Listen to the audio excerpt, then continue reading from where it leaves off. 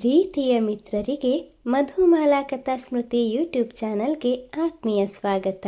ಋಣಾನುಬಂಧ ಭಾವನೆಗಳ ಬಲೆಯೊಳಗೆ ಸಂಚಿಕೆ 26.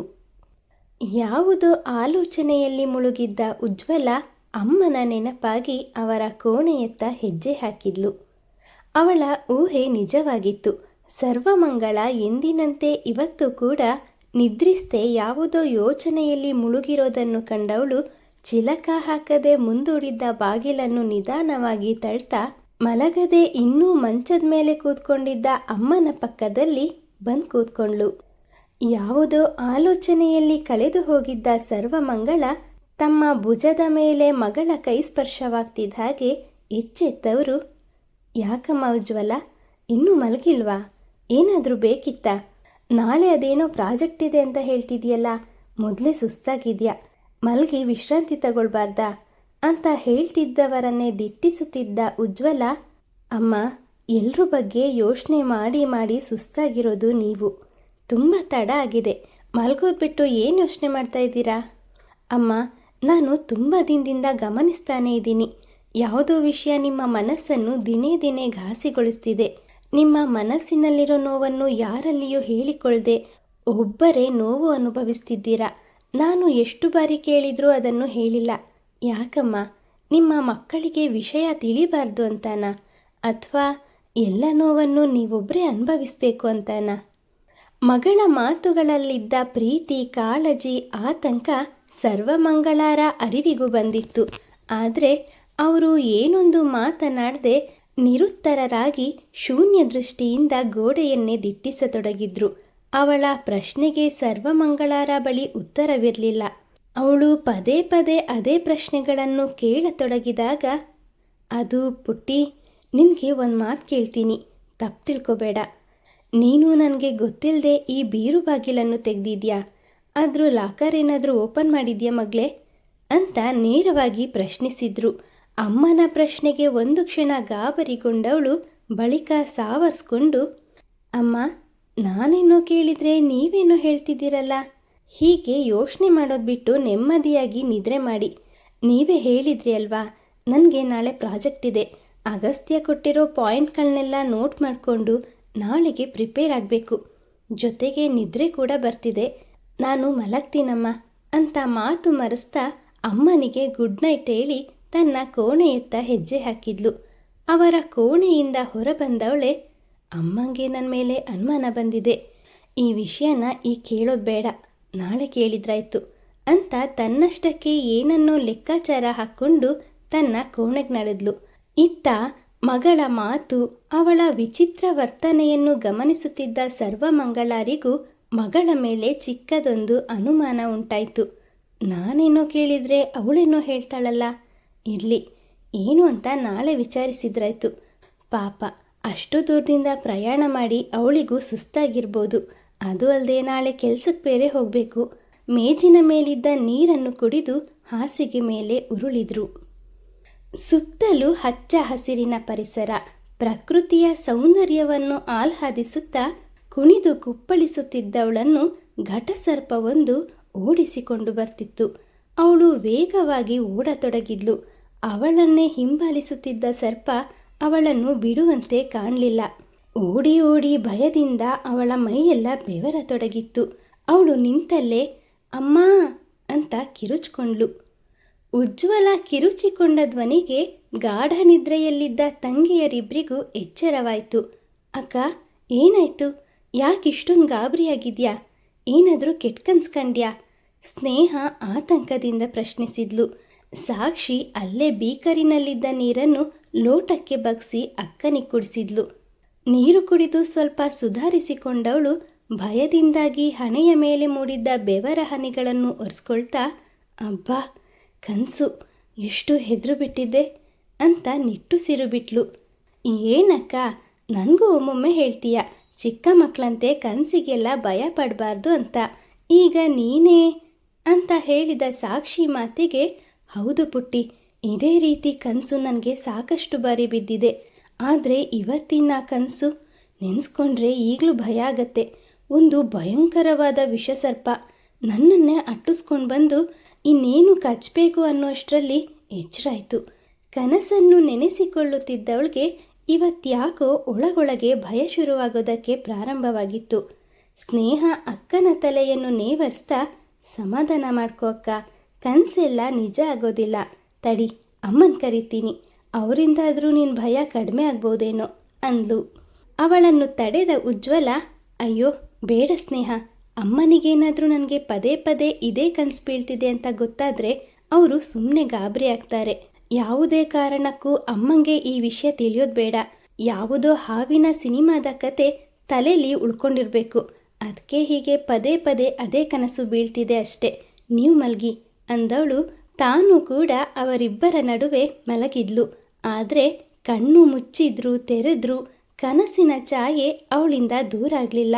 ಭಯದಲ್ಲಿಯೇ ಅರ್ಧ ರಾತ್ರಿ ಕಳೆದವಳಿಗೆ ಬೆಳಗಿನ ಜಾವದಲ್ಲಿ ನಿದ್ರೆ ಹತ್ತಿದ್ದು ಸಹ ತಿಳಿಲಿಲ್ಲ. ಇತ್ತ ಉಜ್ವಲಾಳಿಗೆ ಅಮ್ಮನ ಬಳಿ ಕೇಳೋದಕ್ಕೆ ಹಲವಾರು ಪ್ರಶ್ನೆಗಳಿದ್ರು, ಆಡಲು ಸಾಕಷ್ಟು ಮಾತುಗಳಿದ್ರು. ಅವಳಿಗೆ ಕಂಪ್ನಿಗೆ ಹೋಗೋದು ಅನಿವಾರ್ಯವಾಗಿತ್ತು. ತಂಗಿಯರಿಬ್ಬರು ಕಾಲೇಜಿಗೆ ತೆರಳಿದ ಬಳಿಕ ಅಮ್ಮನಿಗೆ ತಿಳಿಸಿ ಅಗಸ್ತ್ಯನ ಮನೆಗೆ ತೆರಳಿದ್ಲು. ಅದಾಗಲೇ ಕೇಶವ ಭಟ್ರು ತಮ್ಮ ಹೋಟೆಲಿಗೆ ಹೋಗಿಯಾಗಿತ್ತು. ಮಗ ಕಂಪನಿಗೆ ಹೋದ ನಂತರವಷ್ಟೇ ಹೋಟೆಲಿಗೆ ಹೋಗ್ತಿದ್ದ ಶ್ಯಾಮಲ ಹೂವಿನಷ್ಟೇ ಮೃದುವಾದ 3 ಇಡ್ಲಿ, ಬದಿಯಲ್ಲಿ ಮಾವಿನಕಾಯಿ ಚಟ್ನಿನ ತಟ್ಟೆಲ್ ಬಡಿಸ್ಕೊಂಡು ಬಂದು ಡೈನಿಂಗ್ ಟೇಬಲ್ನ ಮುಂದೆ ಕುಳಿತಿದ್ದ ಮಗನ ಮುಂದಿಟ್ರು. ಅಗಸ್ತ್ಯ, ಹೊರಟೇನೋ ಅಂತ ಕೂಗುತ್ತಾ ಒಳಬಂದ ಉಜ್ವಲ ಅವನು ಈಗಷ್ಟೇ ತಿಂಡಿ ತಿಂತಾ ಇರೋದನ್ನು ಕಂಡು, ಯಾಕೋ ಇವತ್ತು ಆಫೀಸಿಗೆ ಬರೋದಿಲ್ವೇನೋ ಅಂತ ಅವನ ಪಕ್ಕದಲ್ಲಿ ಕುರ್ಚಿ ಎಳ್ಕೊಂಡು ಕೂತ್ಕೊಂಡ್ಳು. ಅಡುಗೆ ಮನೆಯಲ್ಲಿದ್ದ ಶ್ಯಾಮಲ ಉಜ್ವಲಾಳ ಧ್ವನಿ ಕೇಳ್ತಿದ್ದ ಹಾಗೆ ಮತ್ತೊಂದು ತಟ್ಟೆಗೆ 2 ಇಡ್ಲಿ ಹಾಕ್ಕೊಂಡು ಬಂದವರು, ಯಾಕಮ್ಮ ಉಜ್ವಲ, ಇವತ್ತಿಷ್ಟು ಬೇಗ ಬಂದ್ಬಿಟ್ಟಿದ್ಯಾ? ಹಾಗಂತ 2 ದಿನದಿಂದ ಕಾಣ್ತಾ ಇಲ್ವಲ್ಲ, ಆಫೀಸಿಗೂ ಹೋಗಿಲ್ವಂತೆ, ಎಲ್ಲಿಗೆ ಹೋಗಿದ್ಯಮ್ಮ ಅಂತ ವಿಚಾರಿಸ್ತಾ ಕೈಯಲ್ಲಿದ್ದ ತಿಂಡಿನ ಅವಳ ಮುಂದಿರಿಸಿದ್ರು. ನಂದು ತಿಂಡಿ ಆಯಿತು ಆಂಟಿ, ಕೂತ್ಕೊಳ್ಳಿ, ಇದನ್ನ ನೀವು ತಿನ್ನಿ. ತನ್ನ ಮುಂದಿದ್ದ ತಟ್ಟೆನ ಶ್ಯಾಮಲಾರ ಮುಂದಿರಿಸಿದವಳು ಅಗಸ್ತ್ಯನ ತಟ್ಟೆಗೆ ಕೈ ಹಾಕಿ ಒಂದು ತುತ್ತು ಬಾಯಿಗೆ ಹಾಕ್ಕೊಳ್ತಾ, ಏನಿಲ್ಲ ಆಂಟಿ, ಮೈಸೂರಿಗೆ ಹೋಗಿದ್ದೆ, ಸ್ವಲ್ಪ ಕೆಲಸ ಇತ್ತು ಅಂದ್ಲು. ಅಗಸ್ತ್ಯ ಇನ್ನೂ ಕೂಡ ಒಂದೊಂದೇ ತುತ್ತನ್ನು ನಿಧಾನವಾಗಿ ಬಾಯಿಗಿಡ್ತಿರೋದನ್ನು ಕಂಡು, ಹೇ ಕೋತಿ, ಬೇಗ ಬೇಗ ತಿಂಡಿ ತಿನ್ನು, ಇವತ್ತಿಂದ ಹೊಸ ಪ್ರಾಜೆಕ್ಟ್ ಸ್ಟಾರ್ಟ್ ಆಗ್ತಿದೆ ಅಲ್ವಾ, ನೀನು ಹೇಳಿದಾಗೆ ನಾನು ಕೆಲವು ಪಾಯಿಂಟ್ಗಳನ್ನು ನೋಟ್ ಮಾಡ್ಕೊಂಡಿದ್ದೀನಿ, ಅದು ಸರಿಯಾಗಿದೆಯೋ ಇಲ್ವೋ ಅಂತ ಒಂದ್ಸಲ ಚೆಕ್ ಮಾಡು, ಇಲ್ಲ ಅಂದರೆ ಆ ಇರಿಟೇಟ್ ನನ್ನ ಸಿಕ್ಕಾಕ್ಸೋದಕ್ಕೆ ಕಾಯ್ತಾ ಇರ್ತಾನೆ ಅಂದ್ಲು. ಅವಳು ಹೇಳಿದ್ಕೆಲ್ಲ ಸರಿ ಅಂತ ತಲೆ ಆಡಿಸ್ತಾ ಮತ್ತೊಂದು ಇಡ್ಲಿನ ಬಡಿಸಿಕೊಳ್ಳೋದಕ್ಕೆ ಪಾತ್ರೆಗೆ ಕೈ ಹಾಕೋದಕ್ಕೆ ಮುಂದಾಗ್ತಿದ್ದಾಗೆ ಅವನ ಕೈಗೆ ಮೆಲ್ಲನೆ ಹೊಡೆದವಳು, ನಾನು ಹೇಳ್ತಾನೇ ಇದ್ದೀನಿ, ನೀನಿನ್ನೂ ತಿಂತಾನೇ ಇದೆಯಾ, ಬೇಗ ಬೇಗ ಹೊರಡು, ಟೈಮ್ ಆಗತ್ತೆ ಅಂತ ಅವಸರಿಸಿದ್ಲು. ಏನೇ ನೀನು, ನೆಮ್ಮದಿಯಾಗಿ ತಿಂಡಿ ತಿನ್ನೋದಕ್ಕೂ ಬಿಡೋದಿಲ್ವಲ್ಲೇ? ಇಡೀ ಅರ್ಧ ಇಡ್ಲಿನ ಬಾಯಿಗೆ ತುಂಬಿಕೊಂಡು ಘಟಘಟನೆ ನೀರು ಕುಡ್ದವನು ಪ್ಲೇಟಲ್ಲೇ ಕೈ ತೊಳೆದು, 5 ಮಿನಿಟ್ಸ್ ವೇಟ್ ಮಾಡು, ಈಗ ಬಂದ್ಬಿಟ್ಟೆ ಅಂತ ತನ್ನ ಕೋಣೆಯತ್ತ ಹೆಜ್ಜೆ ಹಾಕಿದರೆ, ನಂಗೊತ್ತು ನೀನು 5 ಮಿನಿಟ್ಸ್ ಅಂತ 5 ಅವರ್ಸ್ ಮಾಡ್ತೀಯ, ನಾನು ಬರ್ತೀನಿ ತಡಿ ಅಂತ ಅವಳು ಕೂಡ ಅವನ ಹಿಂದೆನೇ ನಡೆದ್ಲು. ಅವರ ಈ ಸಲುಗೆ ಶ್ಯಾಮಲಾರವರಿಗೆ ಹೊಸದೇನೂ ಆಗಿರಲಿಲ್ಲ. ಉಜ್ವಲಾಳ ನಡೆ ನುಡಿ ಎಷ್ಟೋ ಬಾರಿ ಅವಳನ್ನು ತಮ್ಮ ಮನೆಯ ಸೊಸೆಯನ್ನಾಗಿ ಮಾಡಿಕೊಳ್ಬೇಕು ಅಂತ ಪ್ರೇರೇಪಿಸುತ್ತಿದ್ದದ್ದು ಸುಳ್ಳಲ್ಲ. ತಾವೇ ಕಷ್ಟದ ಪರಿಸ್ಥಿತಿಯಲ್ಲಿದ್ದರೂ ಇತರರಿಗೆ ಸಹಾಯ ಮಾಡ್ತಿದ್ದ ಕೇಶವ್ ಭಟ್ ಹಾಗೂ ಶ್ಯಾಮಲಾ ದಂಪತಿಗಳಿಗೆ ಜಾತಿ ಕುಲದ ಬಗ್ಗೆ ಕಿಂಚಿತ್ತೂ ನಂಬಿಕೆ ಇರಲಿಲ್ಲ. ಎಷ್ಟೋ ವರ್ಷಗಳಿಂದ ಸರ್ವಮಂಗಳರನ್ನು ನೋಡ್ತಾ ಇದ್ದವ್ರಿಗೆ ಅವರ 3 ಹೆಣ್ಣು ಮಕ್ಕಳ ಮೇಲೂ ಅಗಾಧವಾದ ಪ್ರೀತಿ ಬೀಳ್ದಿತ್ತು. ಸರ್ವಮಂಗಳ ಗಂಡನನ್ನು ಕಳ್ಕೊಂಡಿದ್ರು, ತಮ್ಮ 3 ಹೆಣ್ಣು ಮಕ್ಕಳನ್ನು ಶಿಸ್ತು ಶ್ರದ್ಧೆಯಿಂದ ಬೆಳೆಸಿದ್ದಾರೆ. ಸದಾಕಾಲ ಪೂಜೆ ವ್ರತಗಳನ್ನು ಮಾಡ್ತಾ ಮಕ್ಕಳಿಗೂ ಅದನ್ನು ಚಾಚು ತಪ್ಪದೆ ಪಾಲಿಸುವಂತೆ ಸುಸಂಸ್ಕೃತರನ್ನಾಗಿ ಮಾಡಿದ್ದಾರೆ. ಅವರ ಬಾಯಿಯಲ್ಲಿ ದೇವರ ನಾಮ ಕೇಳ್ತಿದ್ರೆ ಎಂತಹ ನಾಸ್ತಿಕರಿಗೂ ದೇವ್ರ ಮೇಲೆ ಭಕ್ತಿ ಬರೋದು ಖಂಡಿತ. 3 ಮಕ್ಕಳು, 3 ಮುತ್ತುಗಳು. ಸಾಕ್ಷಿ ಚಿಕ್ಕವಳಾದರೂ ಸ್ವಲ್ಪ ಬಾಯಿ ಜೋರು, ಆದರೂ ಅಡ್ಡಿ ಇಲ್ಲ. ಈಗಿನ ಕಾಲಕ್ಕೆ ಹೆಣ್ಣು ಮಕ್ಕಳು ಹಾಗೆ ಇರಬೇಕು. ನೋಡೋಣ, ಎಲ್ಲ ಅಂದುಕೊಂಡ ಹಾಗೆ ಆದರೆ ಅಗಸ್ತ್ಯನ ತಂದೆಗೆ ವಿಷಯ ತಿಳಿಸಿ ಮುಂದುವರಿದ್ರಾಯ್ತು.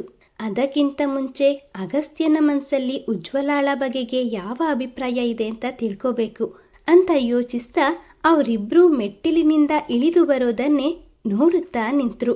ಶ್ಯಾಮಲಾರ ಬಳಿ ಬಂದ ಉಜ್ವಲ, ಆಂಟಿ, ನನಗೆ ಆಶೀರ್ವಾದ ಮಾಡಿ. ಇವತ್ತಿಂದ ಹೊಸ ಪ್ರಾಜೆಕ್ಟ್, ಯಾರಿಂದಲೂ ಯಾವುದೇ ಪ್ರಾಬ್ಲಮ್ ಆಗದೆ ಇರಲಿ ಅಂತ ಸ್ಟ್ರಾಂಗ್ ಆಶೀರ್ವಾದ ಮಾಡಿ ಅಂದಾಗ ಶ್ಯಾಮಲಾ ನಗುತ್ತಾ ಒಳ್ಳೆದಾಗ್ಲಮ್ಮ ಅಂತ ಹರಸಿದ್ರು. ಗೋಡೆ ಮೇಲೆ ನೇತು ಹಾಕಿದ್ದ ತನ್ನ ಐಡೆಂಟಿ ಕಾರ್ಡನ್ನು ಜೇಬಿಗಿರಿಸಿ ಪಲ್ಸರ್ ಬೈಕ್ನ ಕೀ ತಗೊಂಡ ಅಗಸ್ತ್ಯ, ಅಮ್ಮ ನೀವು ತಿಂಡಿ ತಿನ್ನಿ, ನಾವು ಬರ್ತೀವಿ, ಅಮ್ಮನಿಗೆ ಮುತ್ತಿಟ್ಟು ಹೊರ ನಡೆದ. ಅವನೊಂದಿಗೆ ಬಾಗಿಲವರೆಗೂ ಹೋದ ಉಜ್ವಲ ಹಿಂದಿರುಗಿ ನೋಡ್ತಾ, ಆಂಟಿ, ನಿಮ್ಮ ಮಗನಿಗೆ ಅರೆ ಹೊಟ್ಟೆ ಮಾಡಿ ಕರ್ಕೊಂಡು ಹೋಗ್ತಾ ಇದ್ದೀನಿ ಅಂತ ಟೆನ್ಷನ್ ಆಗಬೇಡಿ, ಅವನಿಗೆ ಕ್ಯಾಂಟೀನಲ್ಲಿ ಏನಾದರೂ ಕೊಡಿಸ್ತೀನಿ ಅಂತ ಮಂದಹಾಸ ಬೀರ್ದವಳು ಚಿಕ್ಕ ಮಕ್ಕಳಂತೆ ಟಾಟಾ ಬಾಯ್ ಅನ್ನುತ್ತಾ ಹೊರ ನಡೆದ್ಲು. ಒಳ್ಳೆ ಹುಡುಗಿ ಅಂತ ಮನದಲ್ಲೇ ನಕ್ಕ ಶ್ಯಾಮಲ, ಹುಡುಗಿ ಅದೆಷ್ಟು ಜಾಣೆ, ಎಲ್ಲ ಅವಳ ಅಮ್ಮನ ಹಾಗೆ ಸ್ವಾಭಿಮಾನಿ. ಬಂಧುಗಳೆನಿಸಿಕೊಂಡವರೇ ದ್ರೋಹ ಬಗೆಯೋ ಈ ಕಾಲದಲ್ಲಿ ಯಾವುದೋ ಕಾಲದಲ್ಲಿ ಮಾಡಿದ ಒಂದು ಸಹಾಯವನ್ನು ನೆನ್ಪಿಟ್ಕೊಂಡು ಇವತ್ತಿಗೂ ನಮ್ಮ ಕಷ್ಟಕ್ಕಾಗ್ತಿದ್ದಾಳೆ ಅಂತ ಯೋಚಿಸ್ತಾ ತಮ್ಮ ಹಳೆಯ ದಿನಗಳನ್ನು ಮೆಲುಕು ಹಾಕತೊಡಗಿದರು. ಮಿತ್ರರೇ, ಉಜ್ವಲಾಳಿಗೆ ಪದೇ ಪದೇ ಒಂದೇ ರೀತಿಯ ಕನಸು ಬೀಳ್ತಾ ಇರೋದ್ರ ಹಿಂದೆ ಯಾವುದಾದ್ರೂ ಕಾರಣ ಇರಬಹುದೇ? ನಿರೀಕ್ಷಿಸಿ ಮುಂದಿನ ಸಂಚಿಕೆಯಲ್ಲಿ. ಕತೆ ಬಗ್ಗೆ ನಿಮ್ಮ ಅನಿಸಿಕೆ ಅಭಿಪ್ರಾಯಗಳನ್ನು ದಯವಿಟ್ಟು ಕಮೆಂಟ್ನ ಮೂಲಕ ತಿಳಿಸಿ. ಹಾಗೆ ಯಾರೆಲ್ಲ ಇನ್ನೂ ಚಾನಲನ್ನು ಸಬ್ಸ್ಕ್ರೈಬ್ ಮಾಡಿಕೊಳ್ಳದೆ ಕತೆ ಕೇಳ್ತಾ ಇದ್ದೀರೋ ದಯವಿಟ್ಟು ಸಬ್ಸ್ಕ್ರೈಬ್ ಮಾಡಿಕೊಳ್ಳಿ. ಮುಂದಿನ ಸಂಚಿಕೆಯಲ್ಲಿ ಮತ್ತೆ ಸಿಗೋಣ. ಧನ್ಯವಾದಗಳು.